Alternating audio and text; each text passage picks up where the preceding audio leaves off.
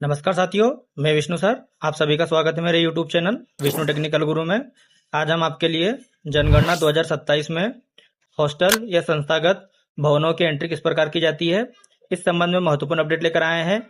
Video की शुरुआत करने से पहले आपसे हमारा रिक्वेस्ट है, जो भी हमारे नए साथी है वो हमारे चैनल को सब्सक्राइब अवश्य कर ले, ताकि आपको वीडियो के हर नोटिफिकेशन सबसे पहले प्राप्त हो सके। जैसा कि साथियों, HLO ऐप में हॉस्टल या संस्थागत परिवार या जो भवन होते हैं उनमें किस प्रकार एंट्री की जाती है, सबसे पहले हम आपको इसकी कुछ बेसिक जानकारी बता देते हैं। संस्थागत परिवार ऐसे परिवार होते हैं जिसमें आवास सह वृद्धाश्रम, आवास सह छात्रावास, आवास सह बोर्डिंग हाउस, आवास सह पूर्णवास गृह, आवास सह जेल, आवास सह लॉज, आवास सह आश्रम, आवास सह अतिथि गृह, आवास सह कुष्ठ गृह आदि, यह सभी संस्थागत परिवार के अंतर्गत आते हैं। अब इसकी कुछ थोड़ी सी डेफिनेशन मैं आपको बता देता हूं।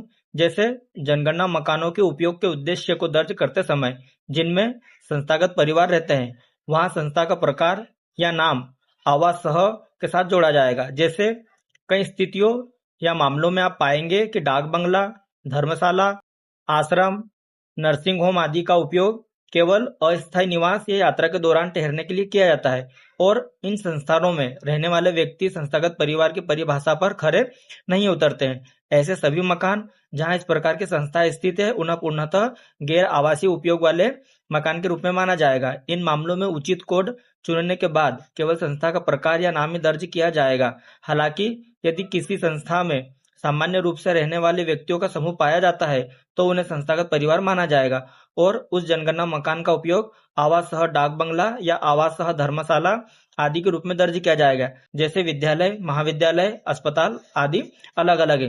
तो साथियों, जैसे हम बात करते हैं किसी छात्रावास की, तो वहां पर जितने भी छात्र होते हैं वह एक परिवार के रूप में निवास करते हैं, इसलिए उन्हें संस्थागत परिवार के रूप में माना जाता है। तो आइए साथियों, हम आपको जो संस्थागत भवन की एंट्री किस प्रकार की जाती है आपको बताते हैं। इसके लिए सबसे पहले आपको HLO ऐप को ओपन करना है। उसके बाद आपके सामने इस प्रकार का इंटरफेस ओपन होगा। यहाँ पर आपको जो भवन नंबर है यहाँ पर टाइप करना होगा। जैसे एग्जांपल के लिए हम भवन नंबर यहाँ पर टाइप करते हैं। उसके बाद आपको जनगणना मकान नंबर पे आना है। उसके बाद सिंपल से आपको यहाँ पर नया पे क्लिक करना है। नया पे जैसे क्लिक करेंगे तो आपके सामने यहाँ पर जो जनगणना मकान नंबर है ऑटोमेटिक फिल होके आएगा। उसके बाद सिंपल से आपको अगला पे क्लिक करना है। उसके बाद यहाँ पर पूछा जाएगा कि क्या यहाँ परिवार ने स्वगणना पूरी की है। यदि की है तो हाँ, और नहीं की है तो आपको सिंपल सा नहीं पे क्लिक करना है। प्रश्न नंबर 4 में से किसी एक कोड को चयन करके उस पर टिक करना है। जैसे एग्जाम्पल के लिए हम यहाँ पे ले लेते हैं जनगणना मकान के फर्श में प्रयुक्त सामग्री। तो एग्जाम्पल के लिए हम इसे लेते हैं यहाँ पर मोजेक फर्श या टाइल। उसके बाद सिंपल से आपको अगला पे क्लिक करना है।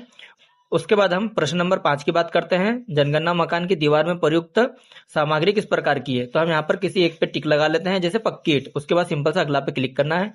प्रश्न नंबर 6 की बात करते हैं। जनगणना मकान की छत में प्रयुक्त प्रमुख सामग्री किस प्रकार की है। तो यहाँ पर जो छत बनी है वो किस प्रकार की है, आपको सिंपल सा उस पर क्लिक करके किसी एक कोड को चयन करके सिंपल से अगला पे क्लिक करना है। अब उसके बाद हम बात करते हैं प्रश्न नंबर 7 की, जनगणना मकान के उपयोग का पता लगाए। तो साथियों, यह जो प्रश्न नंबर 7 होता है यह बहुत महत्वपूर्ण आपकी जनगणना के लिए माना जाता है। अब जैसे इसमें जो आवास होता है, तो आवास ऐसा होता है जिसमें ऐसे परिवार जो निवास करते हैं, एवं जो 2 नंबर का कोड है आवास सह अन्य उपयोग।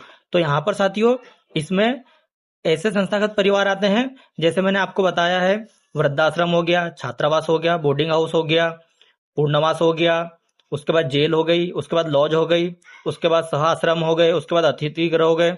यहाँ सभी आवास सह अन्य उपयोग के अंतर्गत आएंगे। जैसे ही आप कोड नंबर 2 को चूज करेंगे तो आप नीचे स्क्रॉल करके जाएंगे तो आपके सामने यहाँ पर एक ऑप्शन खुल जाएगा। तो यहाँ पर आपको वास्तविक उपयोग दर्ज करे टाइप करना है। तो जैसे हम एग्जाम्पल के लिए यहाँ पर हम छात्रावास को लेते हैं, तो छात्रावास यहाँ पर आपको इस प्रकार से लिखना पड़ेगा। तो साथियों, आपको यह किस प्रकार उपयोग किया जाने वाला, तो यहाँ पर आपको आवास सह छात्रावास उपयोग लिखना है इस प्रकार से। उसके बाद सिंपल से आपको जो संस्थागत है इस पर आपको क्लिक करना है। तो यहाँ पर जो आवास सह छात्रावास उपयोग होता है, तो इसमें ऐसे परिवार रहते हैं जो एक रसोई से सभी लोग खाना खाते हैं। अब छात्रावास के अलावा और भी मैंने आपको अदर ऑप्शन बताए हैं, उसमें सभी इसी प्रकार का उपयोग किया जाता है। अब यदि यहाँ पर एग्जाम्पल के लिए मान लिया जाए यदि वृद्धाश्रम, तो वृद्धाश्रम भी एक संस्थागत परिवार के रूप में माना जाता है। वहां पर सभी एक ही रसोई से खाना खाते हैं। तो आप यहाँ पर यदि वृद्धाश्रम का उपयोग कर रहे हैं तो यहाँ पर आप आवास सह वृद्धाश्रम उपयोग भी लिख सकते हैं। उसके बाद सिंपल से आपको अगला पे क्लिक करना है। अगला पे क्लिक करने के बाद आप देख सकते हैं यहाँ पर परिवार क्रमांक 999 के रूप में दे दिया गया है। तो यहाँ संस्थागत परिवार आप जितने भी यदि करेंगे तो यहाँ पर जो परिवार क्रमांक है आपको 999 के रूप में देखने को मिल जाएगा। उसके बाद प्रश्न नंबर 10 की बात करते हैं हम। तो इस परिवार में सामान्यतः रहने वाले व्यक्तियों की कुल संख्या, तो जैसे हम छात्रावास की यहाँ पर आपको जानकारी बता रहे हैं, तो एग्जाम्पल के लिए मान लीजिए कि छात्रावास में 400 संख्या है, उनकी संख्या आपको फिलअप करनी है। उसके बाद प्रश्न नंबर 11 की बात करते हैं, परिवार के मुखिया का नाम। तो यहाँ पर साथियों जो परिवार के मुखिया का नाम, तो यहाँ पर आपको किसी पर्सनल व्यक्ति का नाम नहीं लिखना है। वहां पर जो भी, जैसे ज्यादातर हॉस्टल में छात्रावास अधिकतर वार्डन के हाथ में रहता है सारा कारोबार, तो इसलिए हम यहाँ पर उनका वार्डन नाम लिखेंगे।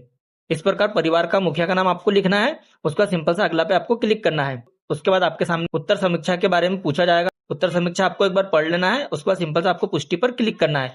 जैसे ही आप इस पर क्लिक करेंगे तो जो आपका डेटा था सफलतापूर्वक दर्ज हो चुका है। तो इसी प्रकार साथियों आप जितने भी संस्थागत परिवार के अंतर्गत जितने भी भवन आते हैं आप उनकी इस प्रकार एंट्री बड़ी आसानी से कर सकते हैं।